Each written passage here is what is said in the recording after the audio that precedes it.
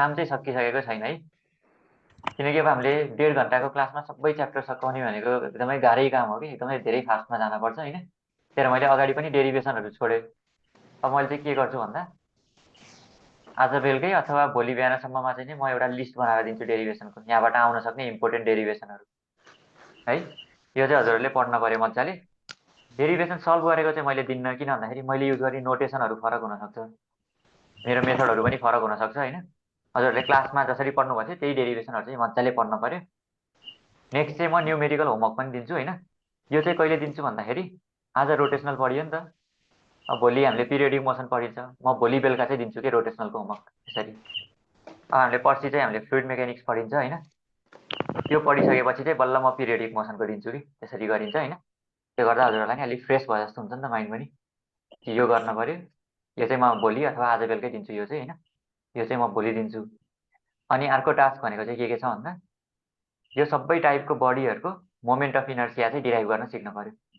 आज हामीले के मात्रै गरियो, युनिफर्म रोड मात्रै गरियो, अबाउट सिजी गरेको, एन पनि गरेको, तर प्यारलल एक्सिस थ्योरम युज गरेर एक्चुअल्ली डिराइभ पनि गर्न सिक्नु होइन। अनि यो सिक्नु है, यो सबैको चाहिँ सिकेर जानिसकेको हुनु पऱ्यो है, कुनै दिन टेस्ट लिँदाखेरि चाहिँ आउन सक्छ, हुन्छ नि होइन।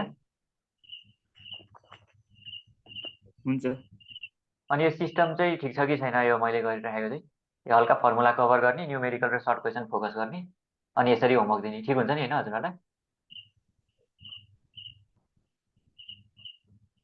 ठिक हुन्छ है।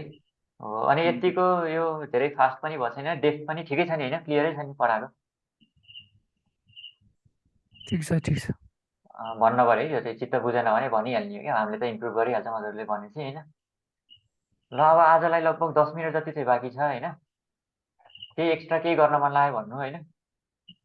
यो डिराइभ गर्ने हो र कि यता रिङको छुटेछ नि त होइन, यिनमा रिङको पनि दिन्छु म चाहिँ, रिङको चाहिँ डिराइभ गर्ने भने गरौँ न, हुन्छ कि आजलाई यति गर्ने? आजलाई यति गरौँ। हुन्छ ल आजलाई यति गरेँ, यो चाहिँ होमवर्कमै हो।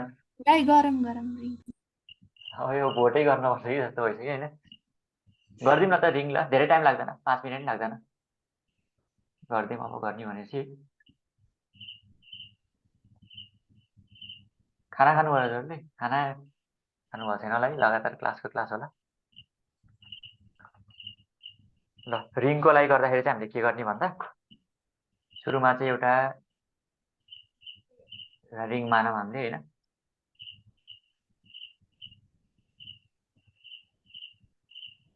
यो रिङको मिन रेडियस चाहिँ हाम्रो के छ भन्दा आर छ अरे सपोज। मिन रेडियस भनेको चाहिँ इनर पनि होइन आउटर पनि होइन, बिचको हो कि। अनि रिङ चाहिँ हाम्रो जहिले पनि एकदमै थिन एलिमेन्ट नै हो नि त रिङ भनेको त, त्यसैले गर्दा चाहिँ हाम्रो मिन रेडियसलाई नै हामीले युज गर्छौँ कि जहिले पनि। अब अलि ठुलो हुने भए चाहिँ इनर आउटर भनेर युज गर्नु पर्थ्यो होइन। सो यो ठिक छ। अब यसको लागि एउटा एक्सिस अफ रोटेसन पनि हामीले सिजीको एभरमा मोमेन्ट अफ इनर्सिया निकालौँ है। यो चाहिँ सिजीबाट पास हुने एक्सिस हो, यसलाई हामीले जेड एक्सिस भन्छौँ अहिलेलाई। यसरी घुमिरहेको छ अरे जेड एक्सिसको पथमा चाहिँ। र यो रिङको मास चाहिँ हाम्रो के छ, mean radius R, mass M है। अब हामीले के गर्न पर्यो भन्दा खासमा चाहिँ हाम्रो मोमेन्ट अफ इनर्सिया डिफाइन भएको भनेको नै पोइन्ट मासको लागि हो कि जहिले पनि। आई भनेको हाम्रो एमआर स्क्वायर थियो नि त अगाडिको, खासमा बेसिक भनेको चाहिँ यही नै हो। अब हामीले हरेक जुन अब्जेक्टको लागि पनि हामीले मोमेन्ट अफ इनर्सिया निकाल्छौँ नि, त्यसमा चाहिँ नि हामीले एउटा भित्र सानो पोइन्ट मास जस्तो कुरा चाहिँ नै डेभलप गर्न पर्यो कि। त्यसको लागि अब म एउटा सानो एलिमेन्ट बनाउँछु है, सानो एलिमेन्ट, यसको लेन्थ चाहिँ हामीले डिएक्स राखौँ है। अब यसको मास निकाल्न पर्यो अघिको जसरी। अब होल रिङको लेन्थ हाम्रो कति हुन्छ, होल रिङको लेन्थ भन्नु होइन, एल त होइन, हाम्रो अब रेडियस आर छ नि त। हो ठिक छ, 2 पाई आर भन्नु पर्यो। भनेपछि 2 पाई आर लेन्थको मास कति हो हाम्रो, एम हो। भनेपछि 1 लेन्थको मास भनेको एम ओभर 2 पाई आर। अब हाम्रो एक्चुअल एलिमेन्टको लेन्थ कति छ, डिएक्स छ नि त। डिएक्सको लेन्थ भनेको त कति हुने भयो, M over 2 pi R into dx. अब यसलाई हामीले के भनिन्छ, डिएम भनिदिउँ है। अब के गर्ने भन्दा यो सानो एलिमेन्ट होइन, यो डिएक्स भन्ने एलिमेन्टको मोमेन्ट अफ इनर्सिया त हामीले लेख्न सकिन्छ नि त, यसलाई डिआई भनिदिउँ। यसको फर्मुला के छ हाम्रो, डिएम इन्टु आर स्क्वायर। र यसमा आर स्क्वायर भनेको के हुन्छ,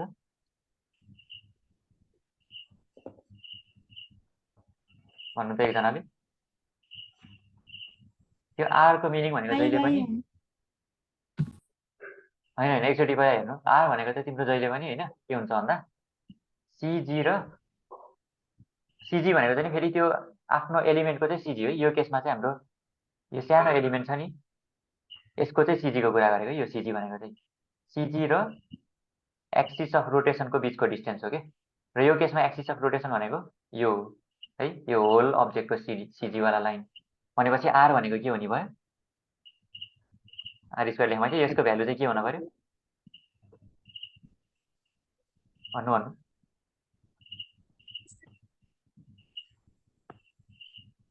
क्यापिटल आरै हुने भयो कि, किन भन्दा हाम्रो यो एक्सिस अफ रोटेसनदेखि यो सानो अब्जेक्टको सिजीसम्मको डिस्टेन्स भनेको त आरै छ नि त, रेडियसको बराबरै छ नि त, हो कि होइन?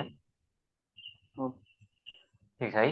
अनि यसलाई यसरी लेख्न सकियो आर स्क्वायर इन्टु हाम्रो डिएमको भ्यालु पनि छ हामीसँग होइन, M by 2 pi R into dx लेख्न सकियो। अब यस्तै गरेर के हुन्छ भन्दा अब हामीले ठुलो आई निकाल्न पर्यो। ठुलो आई भनेको होल बडीको आई निकाल्नको लागि त डिआईलाई हामीले इन्टिग्रल गरिदिने हो, किनकि यो कन्टिन्युअस मास डिस्ट्रिब्युसन हामीले अगाडि पनि पढिसक्यौँ। अनि इन्टिग्रल गर्दा के भयो भन्दा एम कन्सटेन्ट हुन्छ, बाहिर आउँछ, 2 पाई पनि कन्सटेन्ट हुन्छ। अब यो आर स्क्वायर र आर पनि काटेर माथि एउटा आर बाहिर आउँछ होइन, डिएक्स मात्रै भित्र आउँछ। र यसको लिमिट्स अफ इन्टिग्रेसन भन्दैन र कतिदेखि कतिसम्म चाहिँ हामीले इन्टिग्रेट गर्ने? 0 to 2 पाई आर। हो ठिक छ होइन। भनेपछि के गर्नु भयो 0 देखि 2 पाई क्यापिटल आरसम्म चाहिँ हामीले इन्टिग्रेट गर्नु पर्यो। यो गर्दा के आउने भयो हाम्रो MR over 2 pi times 2 pi R minus 0 त हो नि है। भनेपछि 2 पाई काटियो हाम्रो एमआर स्क्वायर आयो।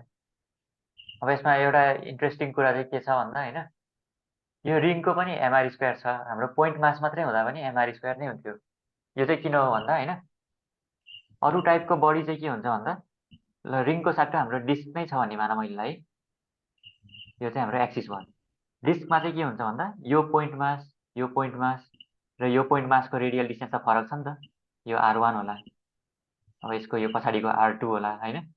रिङमा चाहिँ के हुन्छ भन्दा सबै पोइन्ट मास होइन, पोइन्ट मास त यता यता हुन्छ नि त, सबैको डिस्टेन्स चाहिँ बराबर छ कि, त्यही भएर आर चाहिँ सिधै बाहिर आइसक्यो कि। त्यही भएर हामीले सिधै रिङमा के लेख्न सक्यो एमआर स्क्वायर पनि लेख्न सक्यो, किनकि सबै पोइन्ट मासहरू चाहिँ बराबर डिस्टेन्समा छन् कि, त्यही भएर सिधै जोड्न सकियो कि। बुझ्यो है? बुझ्यो। अब चाहिँ लगभग 7-8 मिनट रहेछ होइन, के गर्ने ल अब चाहिँ सक्दिने कि डिस्कको पनि हेर्ने? डिस्कको अलिक ट्रिकी छ छन चाहिँ।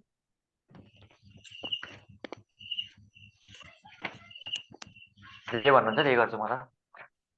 डिस्कको गर्न मन छ कि छैन? गरम छ। गर्ने नै हो नि, झ्याउ त लाग्दैन नि होइन, झ्याउ मान्न भएन। अब जम्मा 1 महिना छ होइन, 1 महिनापछि चिल हान्नुपर्छ, अहिले जति झ्याउ लाए। यो भन्दा पनि सर कपालको हल्का भनिदिनु। कपालको भन्नाले जो कपालको वर्क डन र पावरको बारेमा। वर्क डन र पावरको बारेमा? यो अनि सिजी भनेको चाहिँ के अरे? सिजी भनेको चाहिँ तिम्रो सेन्टर अफ ग्राभिटी हो होइन, तर खासमा चाहिँ सिजी भन्दा नि सिजी भनेको centre of gravity or centre of mass हो। यो सिमेट्रिक बडीको लागि चाहिँ हामीले त्योभन्दा बढी चाहिँ अहिले चाहिराख्दैन खासै। सिमेट्रिक बडी ठिक छ है।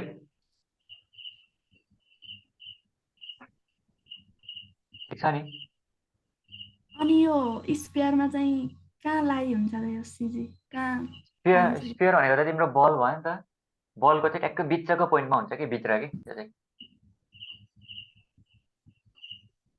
स्पेयरमै भन्न खोजेको नि तिमीले, कि त स्क्वायर भनेको कि स्पेयर भनेको?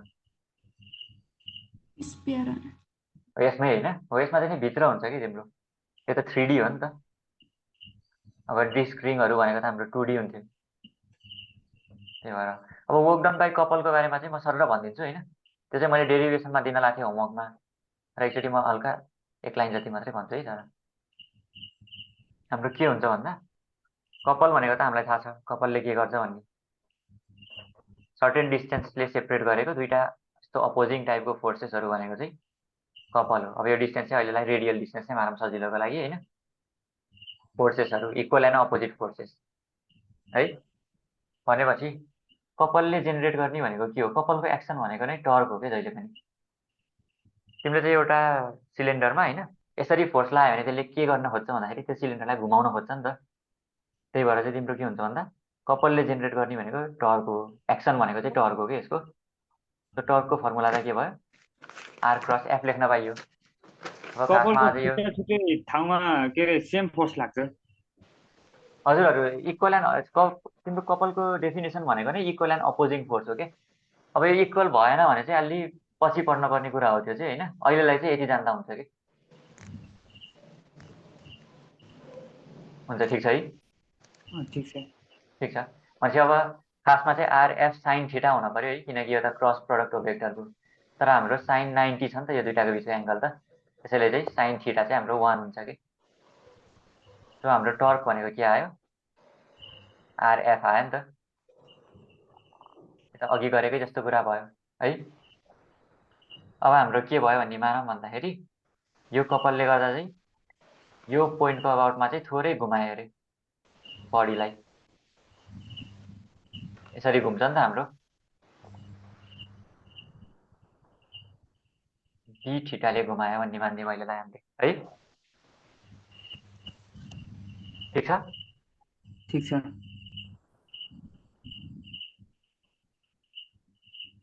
एकैछिन है, म पानी लिएर आउँछु। म लास्टै कुरा एकैछिनमा आइहालेँ है म है। पज गरेँ।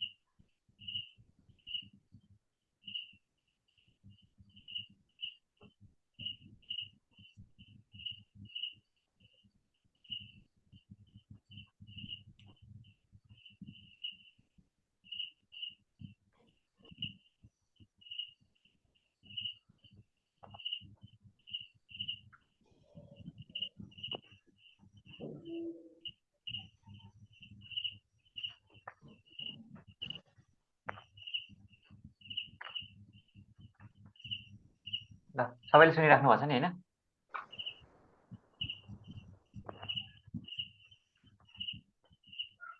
यस सर, सुन्ने छ। एकछिन म्युटमै बोलिरहेको रहेछ कि उहाँ चाहिँ कमेडी भयो। हामीलाई के थाहा छ भन्दा होइन वर्क डन भनेको त के हो? फोर्स इन्टु डिस्टेन्स हो नि त।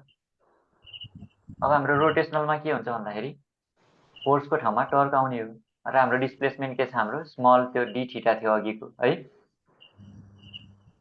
अब डी थीटा रोटेट नगराइकन लेट्स चाहिँ हाम्रो चाहिँ थीटा 1 भनेको सर्टेन भ्यालु थियो।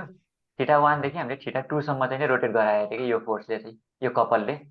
त्यतिखेर चाहिँ यसले टोटल वर्क डन कति गर्यो भन्दा यसलाई इन्टिग्रेट गरिदिउँ टाउ डी थीटा। र यो टर्कको भ्यालु चाहिँ जहिले पनि कन्स्टेन्ट हुन्छ यस्तो केसमा चाहिँ, किन भन्दाखेरि हाम्रो फोर्स चेन्ज भएको छैन र रेडियस पनि कन्स्टेन्ट छ नि त यो सेपरेसन। त्यसले गर्दा टर्क चाहिँ बाहिरै हुन्छ। सो इन्टिग्रेसन चाहिँ हाम्रो विथ रेस्पेक्ट टु थीटा मात्रै। यसरी लेखौँ है, अलिक सफा गरौँ। त्यो स्क्रिनमा नगेर त भोलि म पर्मिसन चाहिँ दिन्न है। डी थीटा भयो होइन। र अब लिमिट्स अफ इन्टिग्रेसन पनि भनिदेऊ न त। थीटा 1 देखि थीटा 2 सम्म पुऱ्याएको हो नि त हामीले। त्यो के हुने भयो भन्दा θ1 θ2 र यसलाई सजिलोसँग कसरी लेखेँ टाउ इन्टु डेल्टा थीटा लेख्न सकियो है। र θ1 0 भएको भए के हुन्थ्यो, यसलाई नै हामीले टाउ इन्टु थीटा गर्न सकियो। यही नै हो हाम्रो वर्क डन बाई कपल भनेको नै। अब सिमिलरली पावर भनेको त यही नै हो, अब यसकै रेट अफ चेन्ज भनेको पावर हो, त्यसैले टाउ ओमेगा आइहाल्छ त्यो है। ठिक छ है, बुझ्यो नि? बुझ्यो। ठिक छ है। कसले सोधेको थियो अघि सोध्नु चाहिँ? हल्का नाम पनि चिनिराख्नु पऱ्यो होइन। भूषणले हो।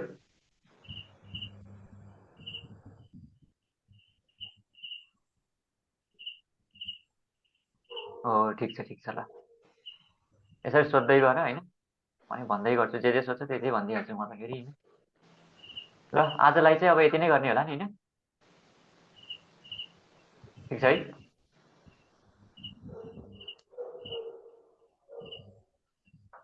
भन अनि म टर्मिनेट हानिदिन्छु यो मिटिङ चाहिँ। ठिक छ सर, ठिक छ। ठिक छ है। अनि यो सिस्टम पनि ठिकै छ नि होइन, यसरी फर्मुलाहरू कभर गर्छौँ जहिले, प्रब्लमहरू टन्नै गरिन्छ होइन। र केही हुन्छ डेरिभेसन्सहरूमा प्रब्लम छ भने सोध्नु, हामी ढुक्क गरिहालिन्छ होइन। होमवर्क पनि टन्नै दिन्छु म। यो सर्ट क्वेसन चाहिँ तपाईँले गराए जति जति पढ्दा पुग्छ। पुग्छु भन्दा पनि म होमवर्कमा त दिन्छु होइन। मैले होमवर्कमा दिएको गर्दा चाहिँ के हुन्छ भन्दा की कन्सेप्टहरू चाहिँ कभर हुन्छ कि। अब न्युमेरिकलमा चाहिँ यही नै आउँछ भन्ने टाइपको हुन्छ होइन। सर्ट क्वेसनमा चाहिँ यही आउँछ भन्न सकिन्न कि, तर यस्तै टाइपको आउँछ भन्न चाहिँ सकिन्छ नि त फेरि, यही नै नआए होइन। अनि यस्तो टाइपको गरेपछि त सकिहालिन्छ फेरि, त्यही भएर धेरै हात्तिहाल्नु चाहिँ पर्दैन कि। आज हामीले 5 मार्क्स कभर सर गरियो होइन। हजुर हजुर। यसको के पिडिएफ हाल्नुहुन्छ कि भिडियो नै हालिदिनुहुन्छ? होइन भिडियो त हाल्छु नै होइन। यो त मेरो ह्यान्डराइटिङहरू त्यति राम्रो क्लियर छैन नि त पिडिएफ पठाउने जस्तो। पिडिएफ फर्मेटमा चाहिँ म नोट नै पठाइदिन्छु कि आज बेलुका कि भोलि बिहानसम्म ह्यान्ड अझै रिटन नै पठाउँदा हुन्छ। हुन्छ नि सर? हुन्छ हुन्छ, यो चाहिँ हेलो आजै सर, पठाइदिन्छु। हजुर हजुर। अझै पठाउँदा हुन्छ कि?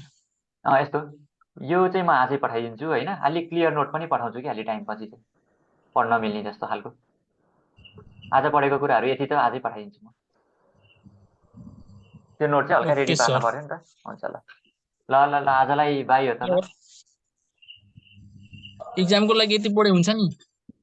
हुन्छ हुन्छ, यो च्याप्टरमा अब मैले दिएको होमवर्क कभर गरेपछि इक्जामको लागि यति नै हो कि।